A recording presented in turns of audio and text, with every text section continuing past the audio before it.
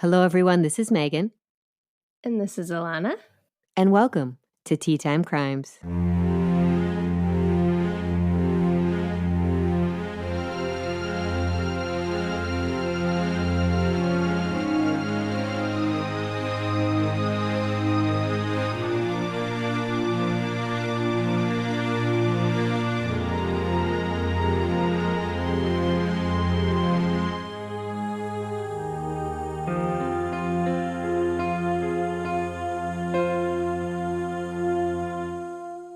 Content warning, today's episode contains sexual assault and violence against children.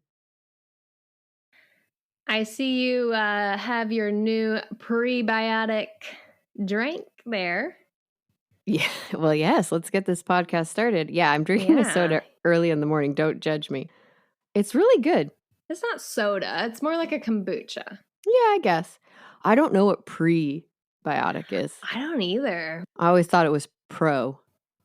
I don't know. I mean, I could just look it up, but it seems like a lot of work. It says it's for a healthy gut. It's infused with apple cider vinegar, which people seem to like, and it's an immunity sidekick. It's called, you'd say poppy, right? Yeah. Okay, yeah. How would you say it? I don't know. Poopy? Poppy. Poppy. Popeye. There's no accent mark. Popeye. No, Poppy. Popeye. The eye threw me. Also, I was looking in the camera and it looked like Bobby. Because it reversed the image. Fair. That's fair. Yeah, but it's poppy soda and it's very good. All right. Well, the mystery of today is, what is a prebiotic opposed to a probiotic? And it should take about 2 seconds to solve if anybody wants to type something into Google. But we'll leave that for the sleuths out there. All right, so how are you doing? I'm doing all right. We're in that part of summer where it rains every day, like at some point, some rolling thunderstorms, which I don't mind. But then when it's nonstop, our yard actually turns to swamp. So yuck. It's like some inches of water, but that is the norm. Yeah, when I came to visit you in New Orleans and we went on that. You came in June, right? Yeah, and I made you're such a good friend. You went on a cemetery tour with me. That's not your jam. But it wasn't at night. Oh, no. But it was pouring rain. And you went with me. And our guide was talking about how often it floods and that bodies would just float back in the day through the streets because they didn't have proper cemeteries. And so then they changed some things up. Yeah. It's fascinating, really. But yeah, that's what I always think of. You always think of that when it rains? When you tell me about it being a swamp, like a swamp area and flooding. Oh my God, now I'm going to think about bodies flooding my yard. Sorry. It's okay. I mean, he was talking about way back in the day. No, it was, this did actually happen in Katrina too, though. Right. Well, when it's really terrible, it will happen. When it's really bad. Then they started doing the mausoleums and the... Yeah. So they would... The other stuff. Is it when they put them in the walls, right? So they would burn down. I mean, kind of like that. Use the heat to your advantage, right? It's like using Mother Nature as technology. Yeah, he called it nature's crematorium. I mean, it's not wrong. Yeah. Fit more things in the mausoleums. I was there for a work trip when I was visiting you, and I couldn't wait to tell the team about that, and they didn't seem as interested as me. They were like, please stop talking. And that's why you host a true crime podcast, and they don't. And why none of them listen. All right, you said... So, okay, if you're new here, I come with the crime stories that I want to cover. Alana hates true crime, so I try to keep it within her wheelhouse, and I'll earmuff her if it's a gruesome detail. She comes with the tea, and because she loves tea and she enjoys it while we're doing our recording, but I never know what the tea is. You said you were going to do something special with the tea today. I know, but then I ended up not doing it. I got to do it for next time. That was a big buildup for nothing. I know. All right, then. I know. I got too lazy last night. I was playing a new game. I can't imagine because you're not a lazy person, so I can't imagine the amount of work that's going into whatever you're thinking. Nothing. It's nothing. It's getting built up right now. It's really not. It's not that exciting. It's just different. You're gonna kill me when you realize what it is. So They'll get I was going to say, deflated. it's going to be in a different cup or something and just be such a letdown. You're like, well, I used the blue cup and I've never used it before. And I couldn't do it the other week because I didn't get it out of the cupboard. You know what I was thinking? How do people know to come back from earmuffing if they're one of me? Yeah, I think about that a lot. I assume they have a buddy system. Or I assume they just guess, estimate the time, and then they can go back until you say, I'm here or I'm back. That's and then true. they know to start from there. That's true. So I assume they like skip ahead 30 minutes, 30 seconds. And then they just go back until they find okay, that's fair. I'm back. I thought about that. I was going to sleep last night. Yeah, I like that. We're 20 episodes in and it just crossed your mind. Just. Like, oh no, how are they doing it? They don't see us on camera. I know. Well, I assume people like you are probably listening with a friend or with a partner or something. Perhaps. Again, they can just skip ahead and work their way back. How are your puppies doing? They're fine. Wow. That wasn't very enthusiastic. They're being puppies, huh? They're just being puppies. And because of the isolation, we have to do the isolation for one more week. Because of the isolation, they've grown really dependent on the person who takes care. So the big puppy is obsessed with me and the little puppy is obsessed with Brad. And they don't like to be away from their person. Yeah. And it makes it hard because we have to go to other parts of the house. Yeah. That'll get better once they can go wherever, I'm sure. Yeah, it'll get better. But, I was outside with the little puppy on the leash yesterday and Brad had to go in and he just lost his mind. Oh my God. Lost his mind. And then I had to go upstairs to do something and big puppy barreled through the gate, knocked it down and came tearing up the stairs. Poor Sophie, my old lady cat. I mean, she basically fell off the bed. I didn't see her for 48 hours. She was so mad. But this morning, I'm so proud of her. She's getting braver. This morning, the big puppy came up to her and she stayed on the bed. She didn't hide. And he got right up in her face and she gave him a good smack right on the nose. A good hiss and a good smack. That's good. That's good boundaries. Yeah, I don't think it was claws out or anything. He seemed totally it's just unfazed. like, here's a bop. That's too close. Yeah. She gave him a nice little nose bop, which is courage for her because she's to face pitiful. him. She is pitiful. She's really pitiful.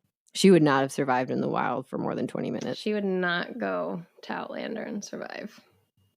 No, I might be Sophie. I'm just realizing. You're not Sophie. Good Lord. No. All right, we'll get into the tea. Okay. Lay it on me. Today, we have Sencha Ariake. She's trying not to laugh at that pronunciation. I can only assume that pronunciation is 100% correct. I should do it in English, probably. My French might not be the best. Again, 20 episodes in, and I think we've learned that lesson right up front. Me. Okay. All right, let me get the full thing here. Me. Okay. A fresh and invigorating Japanese green tea with a vegetal, slightly iodine scent. Delicious in the morning. Maybe why isn't it delicious at night though? Hold on, like seaweed? Vegetal iodine. I guess you could get that. I wonder what it's really made from. It's a green tea. Let me smell it. Why do you always pick gross teas? They're not gross. They're complex. It doesn't have a strong scent, but it only recommended me do it for 2 minutes steep. No, I did 3 minutes, but it still didn't feel like too long. You're such a steep snob. It's really hard to pick up the notes, but there's some depth to it. I wouldn't say it's delicate. Stop laughing. Well, you steeped it for 50% too long. Should have listened to the instructions. Such a rebel. All I get is the tea feeling, but not the taste. Explain? Like, I can't taste like the vegetal notes or anything like that, or like even the green tea. I can just feel the tea, like how it sits on you. No, I don't. Like it. Are you talking about you can feel the liquid? No, like it's not water. There's some depth to the tea. That's groundbreaking. But I can't taste the notes. Ugh. Well, this is devastating. Well, what's the overall taste? There's like not a taste. There's not a taste. Well, if it's not water, it has a What taste. if I have COVID? Oh my God.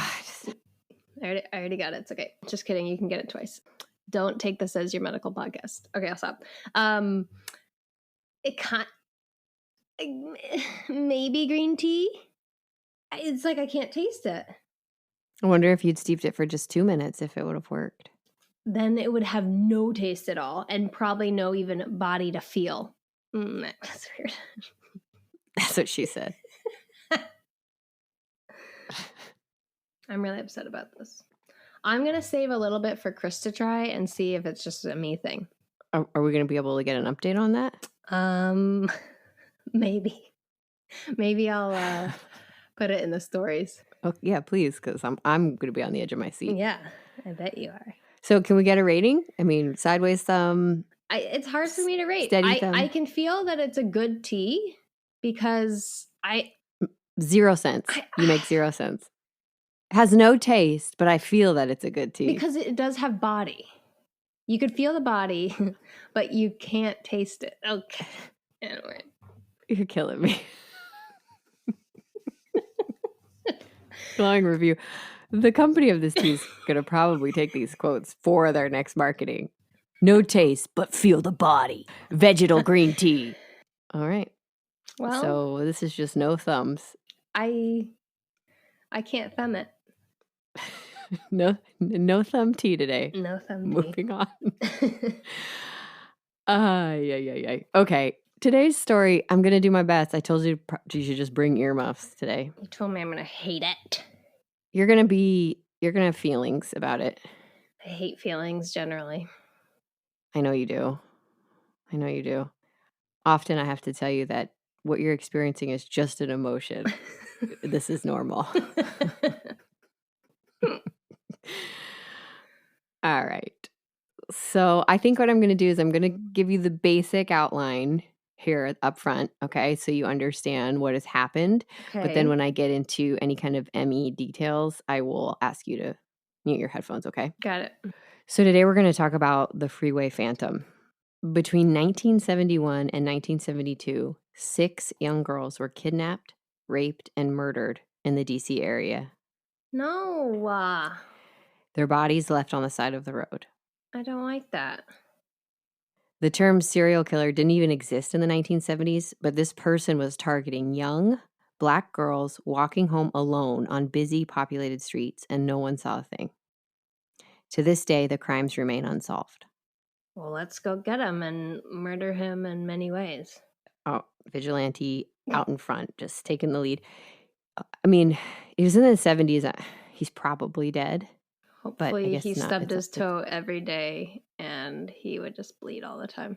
Or that. So this is unsolved. So that's why I want to keep a story like this alive and remembered, because who knows? You never know.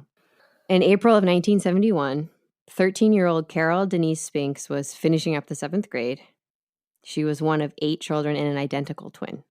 Between her and her sister, Carol was known as the shy, quiet, timid one, and her twin was the loud, talkative one. That fact, paired with Carol's size, she was petite. Her family called her Bebe. So as you can imagine, Carol and her twin, Carolyn, were always together, playing jump rope, hula hoops, wearing each other's clothes, fooling people because no one could tell them apart, all the fun stuff twins do. And she was said to be sweet and just a sweet, kind little girl. On April 25th, Carol is playing inside her apartment with her siblings, and her mother needs to go visit a relative. Now, the Spinks children are not allowed to leave the house when their mother's not there, and they are not allowed to open the door. One of Carol's sisters in a People magazine documentary said her mother used to say, "You don't open the door for Jesus Christ, not unless I tell you to let him in." That's a good mom. So they took it very seriously. Yeah, she really was. But that day, the Spinks' older sister, Valerie, who was 24 at the time and didn't live at home, she was visiting a friend in the apartment complex, so she was just across the way, and she came and knocked on the door. So they opened it for their sister, and the sister asked if one of them could go to the 7-Eleven right down the street to pick up soda and 5 TV dinners. No. They said no, and they closed the door. Valerie kept knocking, and Carol finally said, ugh, I'll go. Why can't Valerie go? She's 24. She walks to the store, and actually on her way, she runs into her mother. And her mother's like, WTF. Yeah, her mother gives her what for and says, I will deal with you later. You get what you need to get, and you get right back home. No, go with her. And she actually waits. She waits to make sure Carol gets into the store. So after 30 minutes, Carol has not returned home. They're in D.C., you said? Yeah, they're in D.C. area. D.C. in the 70s, was it super dangerous? I mean, these are really strict rules. This mother was just a strict disciplinarian. So after her 30 minutes, Carol's not back. So her older sister, one of her other older sisters, runs to the store to see if she's there. And the clerk says, no, she got what she needed and she left. So when Carol's mother gets home, she can tell by the look on everyone's face that something's wrong. And she says, where's Carol? And she calls the police right away. The police say she ran away. I'm done. Yeah, you're going to have a lot of those moments. You're going to see a lot of errors in these cases that are going to enrage you. Which it's a ludicrous idea because she's 13. She's going to the store. She's running an errand. It's not as if she left with a backpack and a pocket full of money. She's still little. Or got in a car. Yeah, she's a little girl who was going to run an errand for her sister, and the clerk confirmed that, yes, she had 5 TV dinners and was walking back home. The police won't file a missing persons report, so the mother forms her own search party, and they start walking the neighborhoods. Now, Carol's twin says she knew something was wrong right away. You know how twins have that special bond? Your mom's a twin, right? Mm-hmm. She is. Yeah. And then on May 1st of 1971, 6 days later, Carol's body was found behind St. Elizabeth Hospital on Interstate 295. At the hospital? Behind the hospitals, off the interstate. Okay. The Spinks house was notified, and Carolyn, the twin, heard her mother scream after somebody came to the door, and she said that was the moment she knew for sure that her sister was dead. Now, Carol was found in the same clothes as when she went missing, but her shoes were gone. What? You're going to want an earmuff. She had crescent marks on her neck, wounds on her face, and she had been sodomized. I'm back. Green fibers were found on her body, plus hair that was not hers. And whoever had taken her had kept her alive for at least 3 days. And they had fed her. She had undigested food in her stomach. The official cause of death was strangulation. She's just little. And witnesses confirm, after the fact, that they had seen Carol walking from the 7-Eleven to her house, like in the direction of her house. So the clerk at 7-Eleven was telling the truth. She had bought everything and she had left. So whoever took her very close to her house. Oh, man. Now, for something like this, you expect police to pull out all the stops, but they seem to do the most preliminary work. And then that same month, D.C. is inundated with Vietnam protesters. So the U.S. entered Vietnam in 1965, but thousands of people are all over the city, protests, rallies, and so many people are in jail that they had to create makeshift places to hold them all. Wow. And every single police officer was called in on emergency duty to deal with this. I have a story. So my dad did not go to Vietnam because he has flat feet and terrible vision, but he used to act, and back in the day with his theater troupe, he would go to protests and they would do like skits and stuff to try to like calm people down. Really? Back in just random thought of that. Oh, wow. Yeah, it sounded like it was really tense time for the city. I mean, there were just makeshift camps all over just detaining protesters, and it was getting out of control. So every single police officer in D.C. is dealing with that. So nobody's giving Carol any attention. And obviously the Spinks family, they notice this lack of police presence, and they're furious. Yeah. They want to know what happened to their sister, to their daughter. And they're scared. Could this happen to them? Right. But especially the twin. The twin, Carolyn was very scared. Poor baby. So that was in May. On July 8th of 1971, 16-year-old Darlenia Denise Johnson heads out to work. Now, Darlenia was a smart young woman, and she's described as really hardworking. She left her family's apartment at 10:30 a.m. to go to her job at the rec center. She was helping with an overnight trip, so her mother didn't expect her back until the next day. But Darlenia never arrived to work. Her mother didn't know this, and the next morning, when Darlenia didn't come home, she called the police. No search was conducted other than to confirm she did not arrive to work. Unbelievable. Well, it gets so much worse. On July 12th, a fully clothed female was seen lying off of the parkway by a motorist who was having trouble with his car. He had pulled over to see what was wrong, and he noticed the body, and he immediately called it in. A week after, the same caller drove by, and the body was still there in the July D.C. heat. I don't like it. So this man was furious. He calls his boss. He worked for the city in some capacity. He calls his boss and tells him what had happened, and the boss called a connection he knew at the police, and the police showed up. Apparently, the police had been unable to locate the body when initially searching. But the reason they were thought to not have been able to locate the body is because they drove by and they didn't get out of their car. Unbelievable. So it wasn't until July 19th of 1971 that Darlenia's body was finally recovered. It was about 15 feet from where Carol Spinks had been found. Oh my God. So due to the timeout in the elements and, like I said, the extreme heat of July, decomp made it impossible to ID the body or gather any evidence. The medical examiner had to use fingerprints and the clothes on the body to confirm that it was Darlenia. And just like Carol, she was wearing the same clothes she had on when she went missing, and her shoes were gone. But the ME was unable to give an official cause of death because the decomp was so bad. So while Darlenia is missing, her mother starts getting phone calls.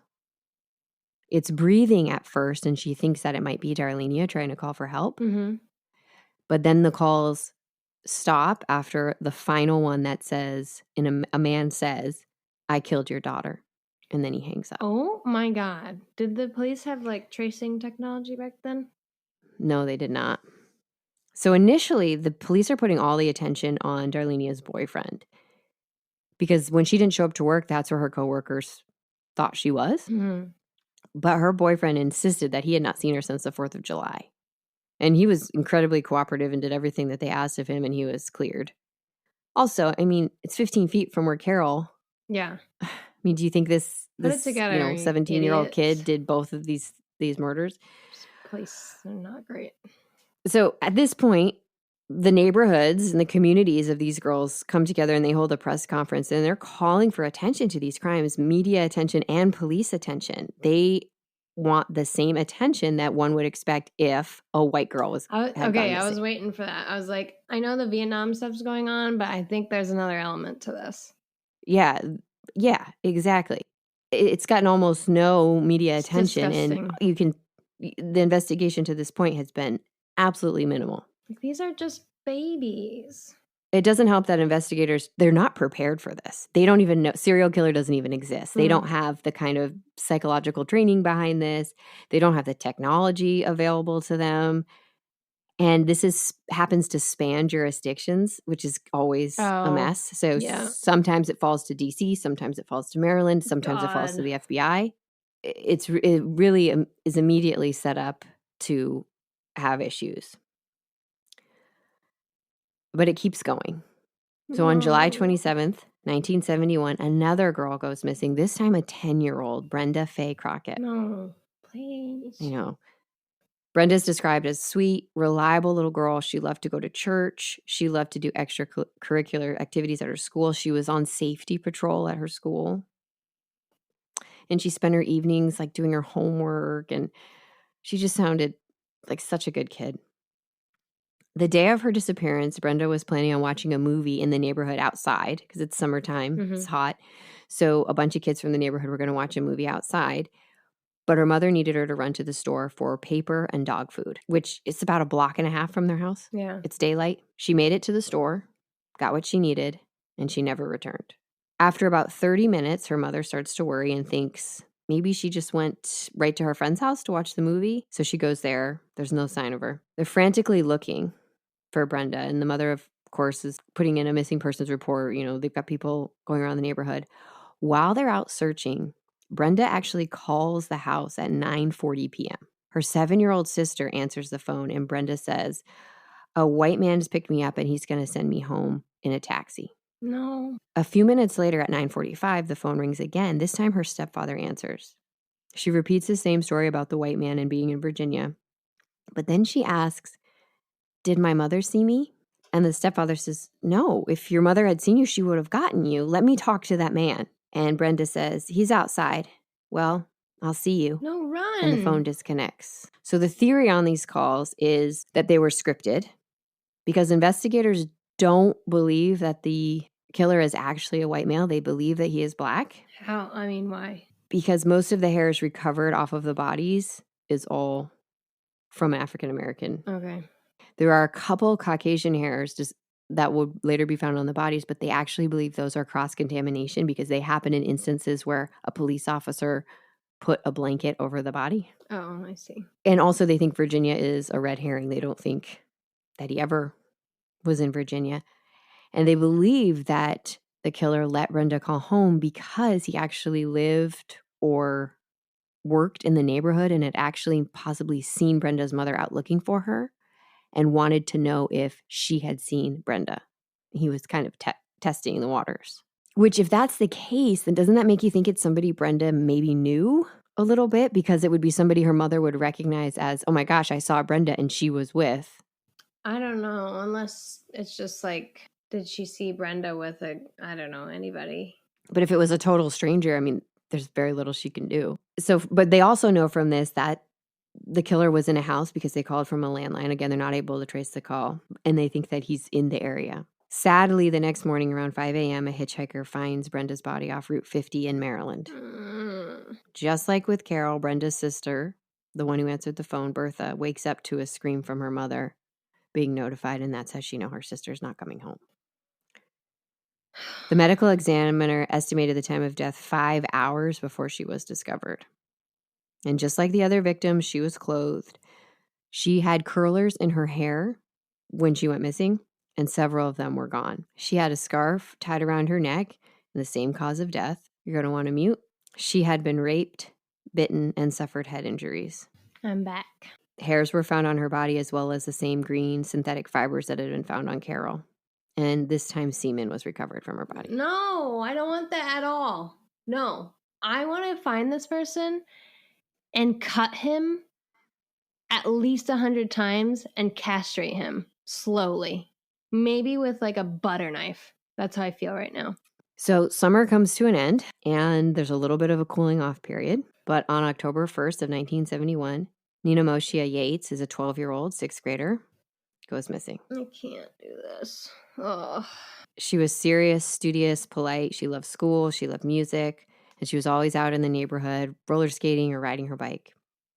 She lived with her father and her stepmother. And on the day of disappearance, Nino, as they called her, was waiting actually to meet her brand new baby sister. Her stepmother was in the hospital. She'd just given birth. So the whole family is excitedly waiting for the homecoming. Her father asks her to run to the Safeway, which is 1 block from her home, to get sugar, flour, paper plates. Nino makes it to the store. Clerk saw her. She bought what she needed, and she doesn't come back. Immediately, her dad goes out searching. He's knocking on doors. He's canvassing the neighborhood right away. He cannot find her. He calls her mother, her birth mother, thinking maybe, who knows what happened. Her mother has not seen her either, and her mother immediately calls the police and files a report. A young boy said that he thought he saw Nino get into a blue Volkswagen, and he didn't think anything of it because it's the same kind of car that Nino's birth mother drives. Oh. So he thought he was just going, he thought she was just going with her mom. Now, later, the bag of groceries with all the items would be found between Nino's house and the Safeway, kind of off the road a little bit by the edge of the woods with everything in it. So that's interesting because if you are getting into the car with somebody you know, you're going to bring your groceries. Yeah. But if you're grabbed, you're going to drop them. Then you're going to leave them. Or have them, they're going to be ripped from you. Just hours later, a hitchhiker spots her body on the side of the road off Pennsylvania Avenue.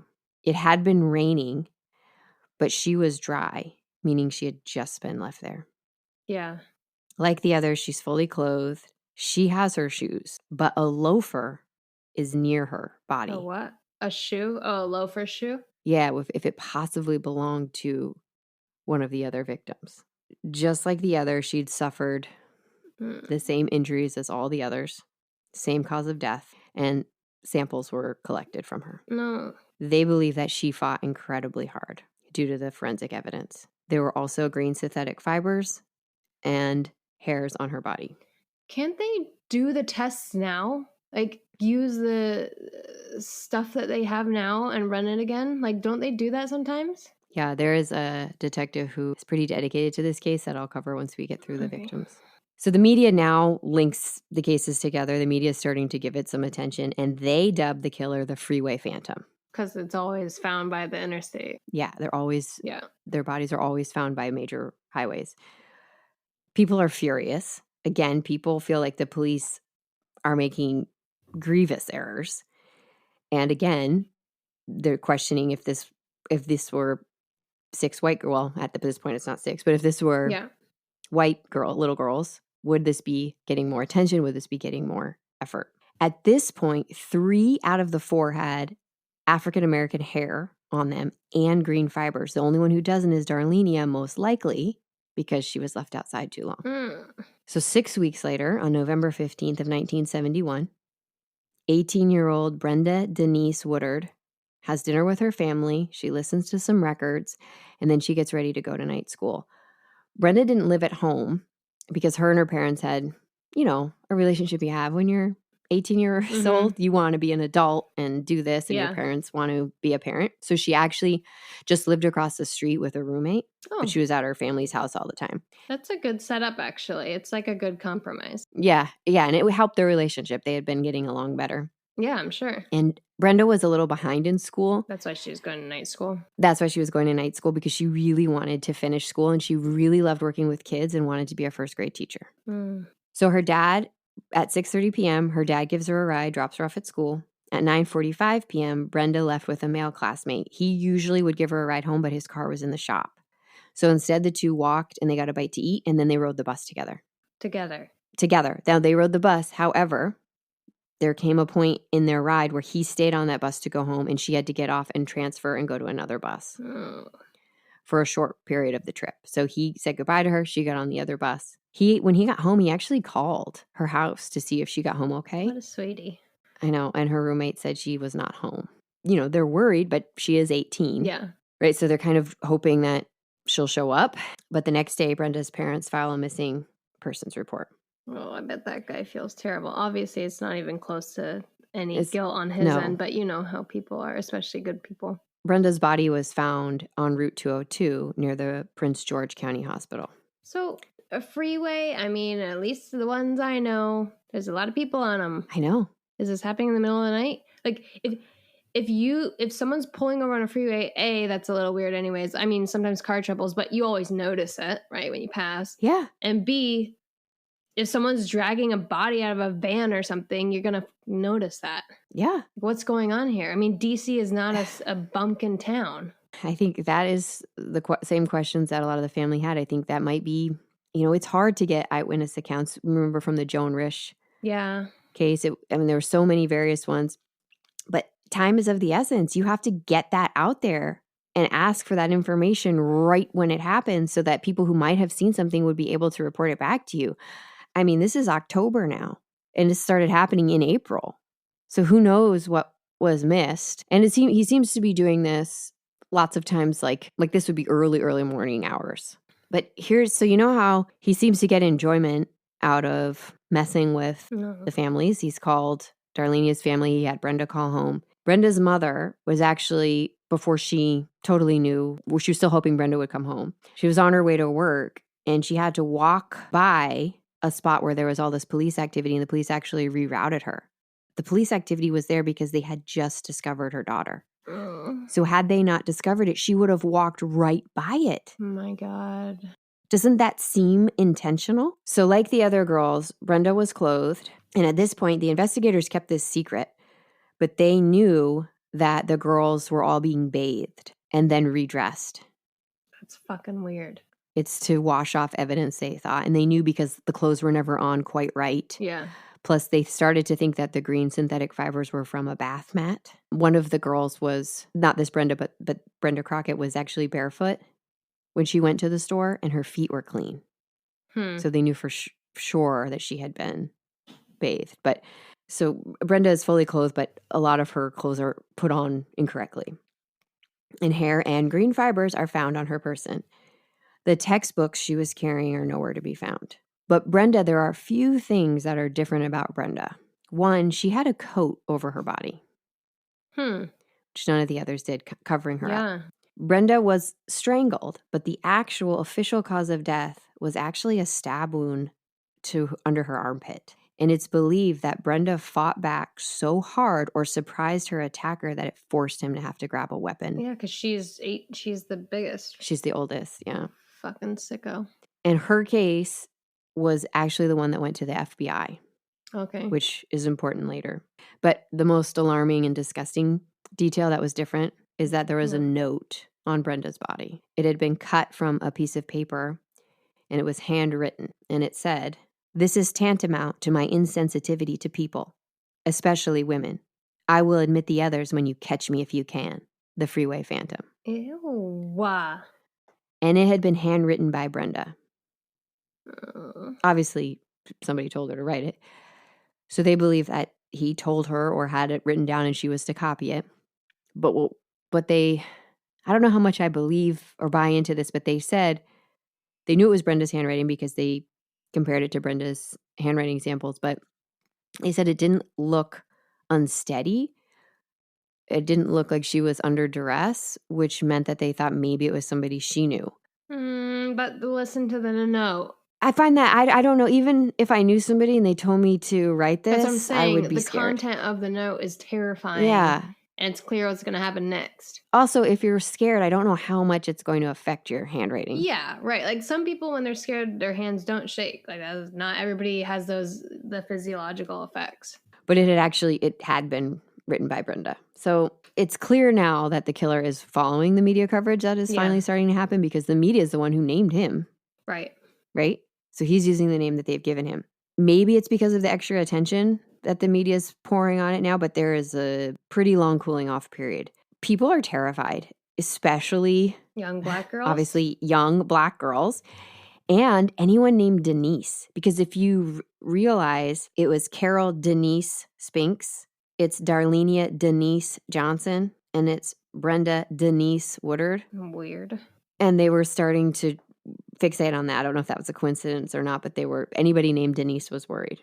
So almost a year goes by, and then in September of 1972, the body of 17-year-old Diane Denise Williams is found off I-295.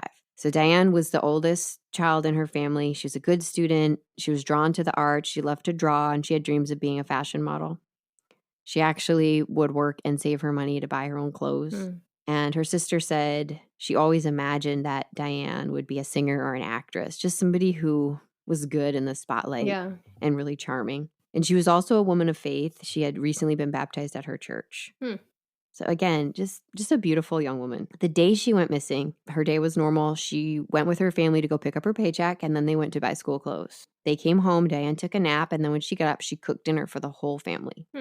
Her boyfriend invited her over, and her parents said, "You can go, but you need to be home by 10:30. Yeah. So she took the bus home. Her boyfriend actually walked her to the bus stop, made sure she got on the bus, and waved goodbye. So somewhere from the bus stop to her house, she was abducted. She was found very shortly after she went missing again on the side of the road. She's clothed but has been redressed. Her shoes were with her body, but in this case, her shoelaces were missing. Same cause of death as the other girls. Green synthetic fibers found on her clothing. And like Brenda's body, Diane's body was actually placed on a route her father took to work, which means he drove by it. And it came out later once this happened to these two parents. Carol Spinks, the first victim, her mother, they never could trace where it came from, but her mother said that she got a note or a phone call, the sources differ on that told her to go to the hospital to get Carol. Oh my God. You'll remember that Carol's body was off the interstate by the hospital. So there seems to be a real element of playing with the parents. Why? Talk more about some errors. Diane's body, the forensic evidence was collected, and then it went to the funeral home. The funeral home director insisted that the police come back because they had missed forensic evidence in Diane's mouth. Wow. Come on. And she insisted that they collect it because her process was going to ruin it. Right. All the enamel. Not the enamel. What is it called? Embalming fluids. The similarities between these cases, they're all young girls. They're all young Black girls. 4 of them have the name Denise. All are girls in school. 3 happen to go to the same park. All were walking along a road that was populated. All are healthy and kind of a slim athletic build. All lived in Northeast D.C. And 5 of the 6, although I believe it to be 6 of 6, had green fibers. So when you have a case like this, sometimes it's hard to know if there are other victims that should or shouldn't be included, which can really help investigators, right? Because sometimes the first case is different or something happens and the MO looks a little different, and so it doesn't get included, or things can be copycats. So it's hard to know which actually belongs to this serial killer. There were 2 cases that were considered to be possibilities of this Freeway Phantom. And one was a girl named Angela. Her middle name was Denise. And she was a Black girl killed in July of 1971. The same kind of story. She was walked to a friend's house. She called at 10 o'clock, say she was on her way home, and she never made it. But when she was found, there was no sexual assault, and she was killed from a bullet wound to the head. So initially, she was included with these Freeway Phantom victims, but actually it was found out that 2 former police officers, Edward Selman and Tommy Simons, had committed the murder, and they were charged with it, and Angela Barnes was taken off of this list. Jesus Christ. But there is another one that some people still include on the list and some people take off, and her name was Tara Ann Bryant. She was 18. Now, the FBI includes her, but some of the police stations do not.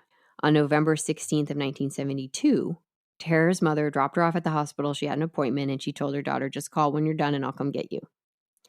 At 5:30, she called home and told her brother, I'm just going to take the bus.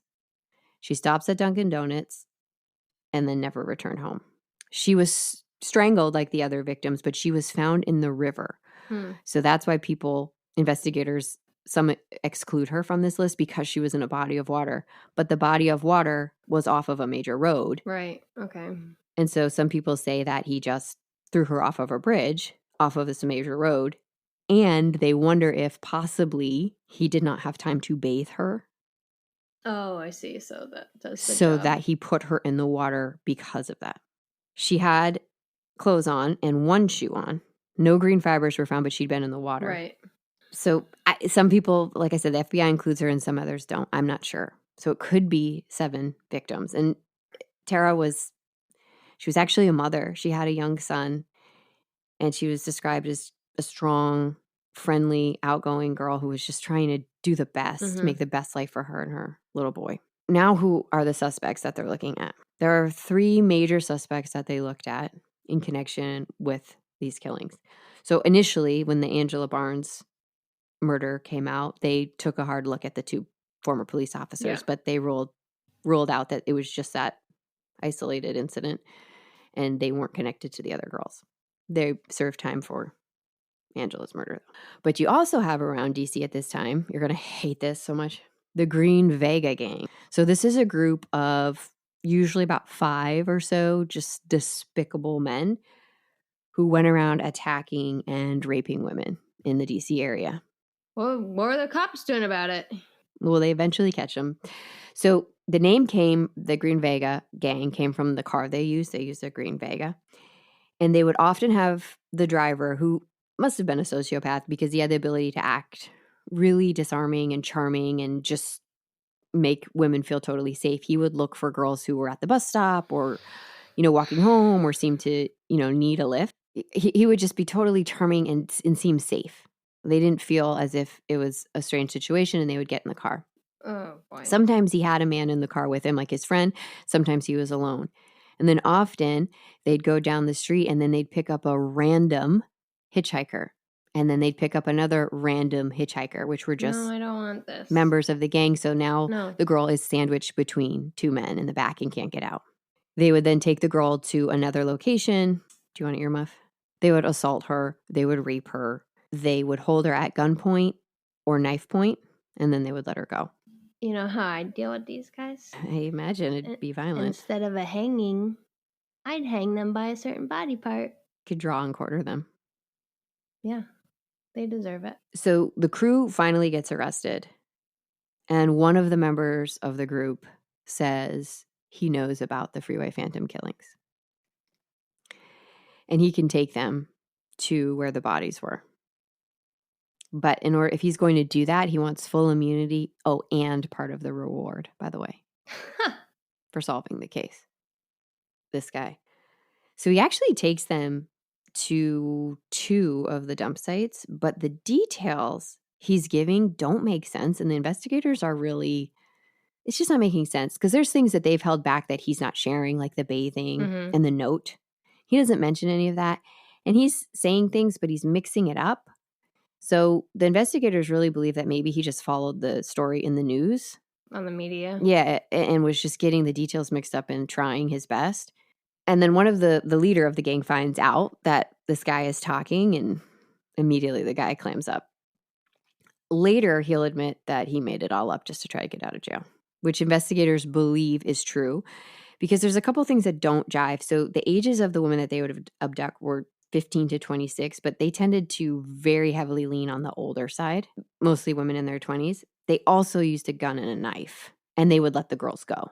So those are all pretty big differences. Yeah. Another suspect was Robert Askins. And honestly, he could, so many things about him fit. I can see why they spent so much time on him. So in the 1930s, Askins had been an informant for the police, and he was helping break up prostitution rings. But in the late 30s, Askins started to suffer from mental illness. And it's worth noting that he actually suffered a traumatic brain injury, which can sometimes trigger violent behavior or it can be significant. So all of a sudden, Askins decides that he hates sex workers. He says he contracted a social disease from one of them. It's not a thing, bro. He takes a full bottle of whiskey, puts cyanide in it, finds 3 prostitutes, pours each of the women a shot, and says he'll give $1 to the woman who drinks it the fastest. So 2 of the women immediately know it tastes funny and don't drink the whole thing. One woman throws it back.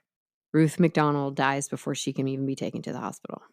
Askins is ID'd as the killer, and then he's immediately tied to a stabbing of another sex worker, Elizabeth Johnson, the week before. He becomes catatonic and is diagnosed with what would today be a type of schizophrenia, and he's committed to a mental hospital. By 1952, he's discharged as sane. That same year, he strangles and kills a woman named Laura Cook.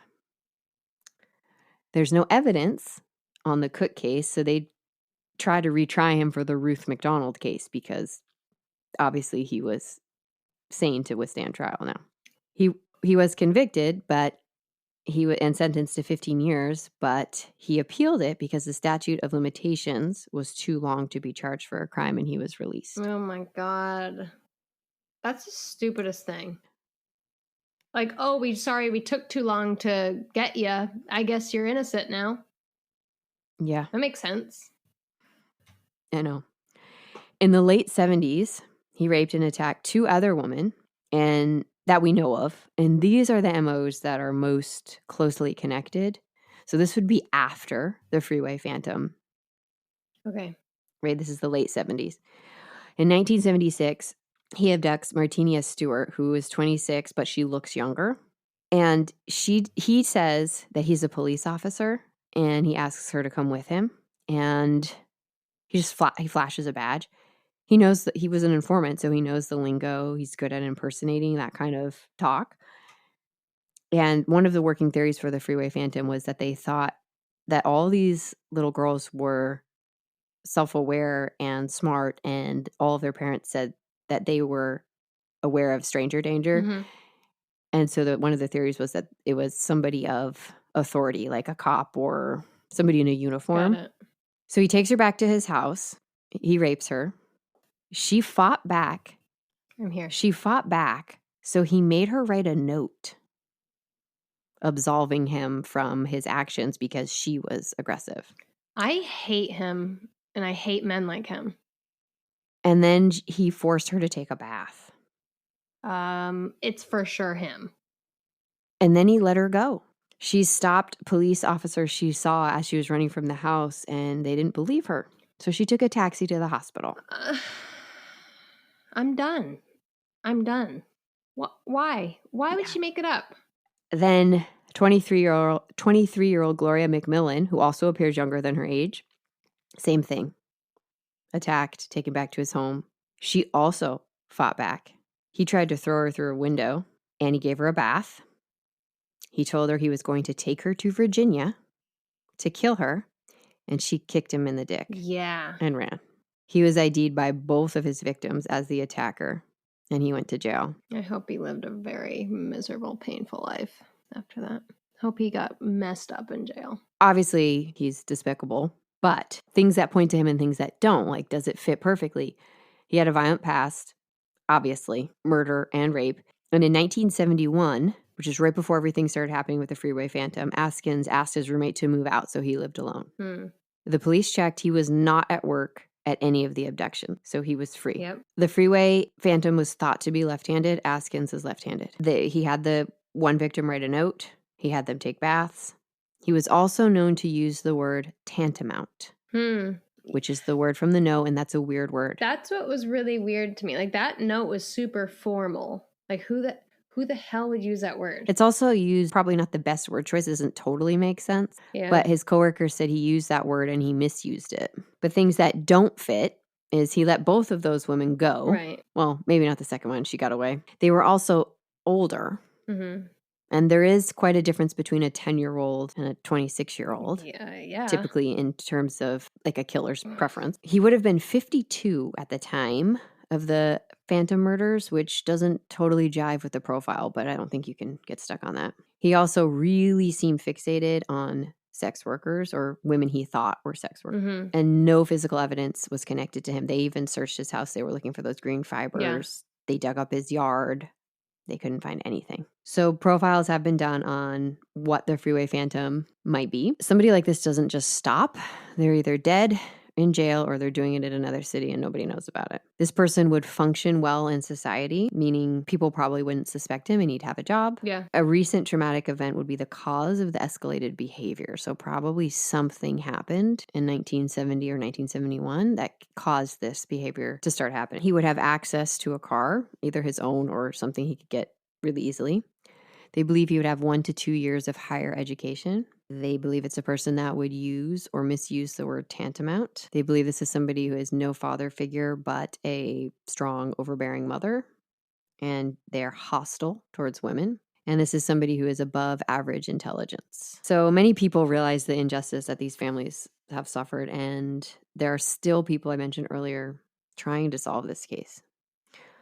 So there's one former detective, Romaine Jenkins. She's awesome. She graduated from Howard University in 1965 with a degree in sociology, and she became the first female homicide detective on the force. Side note, at this time, women needed a degree to be on the force, but men just needed a GED. I'm done. So Jenkins rises through the ranks, and when she becomes a sergeant, she has 7 detectives working under her, and all of them are previous homicide detectives, so she thinks, I have the perfect group to reopen this case. This is in the 80s. Mm-hmm. So she requests all the material. Her team's going to reopen it. So in doing so, the material is delivered to her office, and she discovers that all the forensic evidence has been destroyed. Excuse me? Yeah. Why? It's against procedure. A case needs to be closed in order for evidence to be destroyed. What if it was those cops then? They were locked up for the 1972. Oh. So after this was such an issue. This is such a mistake. Jesus. After this, the laws actually changed, and now evidence must be kept for a minimum of 65 years for all cases. Even if it gets closed? Oh, that I don't know. Okay. I would think so, because you can make mistakes. Right. Especially as technology advances, we Yes, don't have accurate records now, but think how technology has progressed between the 50s and the 70s. That's going to keep going and it's going to speed up. They would have had DNA evidence, and with all the genealogy things, they could have. I'm so mad. They could have possibly solved this. Of course, there was so much evidence. It's awful. I know there were hair fibers, there were semen samples. Ugh. Jenkins is not pleased, obviously. Yeah. But she doesn't give up. She's like, we're just going to have to go a different route. So she talks to every single detective who ever worked the case, and they willingly, gladly hand over their notes because if they were working the case, they were invested in it. And then she also goes to the FBI. Now, the reason the FBI has this, remember, is because of Brenda Woodard. And the FBI has a ton of files. So she compiles everything. And the reason a case file exists today is because of Romaine Jenkins. So Jenkins doesn't think it was the Green Vega game. She believes that they were just using the system. Mhm. Askins is a good suspect, but there's just no physical evidence. So it's really, really hard to say for sure. There's also another retired homicide detective, Jim Trainum, who's taking a look at the case. And Jenkins was in the 80s. This is in early 2000s. And he actually tried geographic profiling, which is something a little different. And it's analysis of the crime locations to find a likely place where the criminal lives or spends a lot of time so you can narrow down a suspect list. Mm-hmm. So they look at like where the person was abducted, where the body was left, things like that. And the epicenter was at St. Elizabeth's Hospital, which is where the first two bodies So were done. what if he was like a worker there? They also had a mental ward, which they looked into, and they didn't have anybody there who fit that, profile. But I mean, I bet it's somebody who worked there. So over the years, several other cases were thought to maybe have been related and be the same killer still operating. In the 80s, there was a string of serial killings that happened in the same area, and it's astronomical, the chances, but they were slightly different.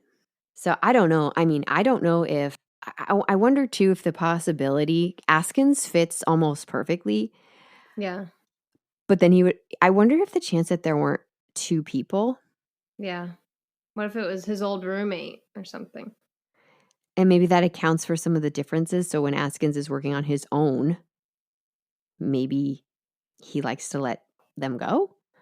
When was he in jail? He was in mental institution in the 50s, and then he went to jail after the 70s? In the late 70s. Okay. So he could have done the Freeway Phantom killings. He was out. But, they 71 to 72, and then they stopped.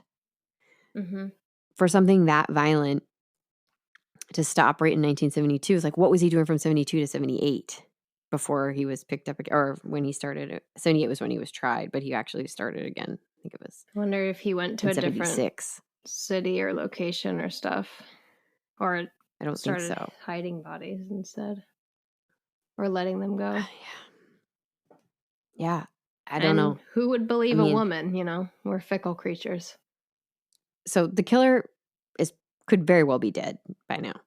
This is a long time ago. Hopefully painfully excruciating. But it's possible that they're alive, or it's possible that a friend or family member out there knows something. Bro. Even if the killer is dead, the families deserve to know what happened as much as they can. So the killer may have told someone about this. It's also always believed that the killer kept trophies. So disgusting. It's possible that somebody came across these items. Maybe your dead relative died and they're cleaning out a house. So the missing items are Carol Spink's blue tennis shoes, Darlenia Johnson brown loafers, Brenda Crockett curlers, Brenda Woodard buttons, and her textbooks, Diane Williams shoelaces. So it is possible that somebody out there has heard something or knows something or found something and they don't even realize it. So if you have any information on this case, please call Prince George County Crime Solvers at 866-411-TIPS, TIPS. We'll put it in the source notes. I want to end with understanding like how devastating this is for the victims and their families. Carolyn, who is the identical twin to Carol, she says she felt that things were happening to her sister during that time. And she said, I don't want to close my eyes and not know what happened to her. But when I get to heaven, she'll tell me. She has suffered her whole life. Of course she has. Without her twin. And her older sister said, I don't want people to forget my sister, and I want people to know that there's a twin out there who has been destroyed by this. So there are 6, maybe 7 families who deserve to know who did this. And it's so hard without evidence, but there might be something. You never know. Yeah. You never know. All the evidence was destroyed. All the physical evidence was destroyed. I can't wrap my head around that. A lot of people thought the Green Vega gang did it and this is it, or Askins did it and this is it. Which, I mean, maybe that's true, but like we could have tested the DNA against Askins. Again, with genealogy profiling, it could have led to something accidentally. Yeah. So how are you doing? Check in. Are you okay? I don't know. I get why you did this because it's still open and like it hasn't been resolved, so I can respect that. But I don't know if I can do this again. That was really hard. Okay. For this. I'm sorry. It's okay. It's important, like Carolyn, you know, like we don't want to forget these girls. And if closure can be found and spreading the word helps, you know. Yeah. I wish they knew. Yeah. I can't imagine. That's catastrophic for the families. You just carry that for the rest of their life. All the siblings. Their guilt, survivor's guilt. Yeah. Just constantly wondering. I mean, I bet every time fear. They're just imagining it. All right. Do you have any words of wisdom? I'm pretty angry at men right now, so I'm gonna try to button that down. But I don't think I'll have anything nice to say right now. But look out for your peeps. Look out for your neighbors. Yeah, what's so disturbing, I left a lot of stuff out too for your benefit, but what's so disturbing is like the amount of murders and rapes that had to be looked into to see if there was a connection. Like it's unbelievable how many other bad things happened and they were ruled not to be connected, but I was like, geez, come on. I keep thinking about this book that I read. I mean, not just because of this case, but just recently in the last month of all stuff going on. I think it's called The Power by Naomi something. I don't remember. I can't remember her last name right now, but it's basically the tables turn because women start getting awakened with these like electrical powers in their hands, and then like they start controlling everything because of the power. And it's just, you know, like they take it a little bit too far the other way, but sometimes you just wish for that. Do they abuse it, their newfound power? Some people do, yeah. It's easy to do. But some people do because they were human trafficked, you know, like that. Yeah. But it's just like, obviously it was really bad back then and it continues to be really bad in the history, but it still happens today. And there's just that thought where like people still don't believe women after these crimes. And it's just like you want to take the power and just like we're constantly fighting to be heard or to be believed or to be on top. And it's just exhausting throughout history. Yeah. Yeah. And these victims were women and women of color. Right. That's even worse. Well, my heart goes out to the families. Yeah. And I know this was a hard one for you, but I just felt I didn't want them to be forgotten in any way you can get the story out. You never know. Yeah. I hope they have some peace. But I promise you, I'm going to bring you some. I got next week planned out, and I'm going to bring you something light. Okay. Get your time machine. Okay. This woman's a real ticket. She's a real ticket. Oh boy. So you can just chill. All right. Well, thank you for listening. You can find us on Facebook. You can find us on Instagram at Tea Time Crimes. You can email us at teatimecrimes@gmail.com. We'd love to hear from you. Story recommendations, tea recommendations, and rate, review, subscribe wherever you listen to your podcast. And we will talk to you next week. All right. Goodbye. Bye.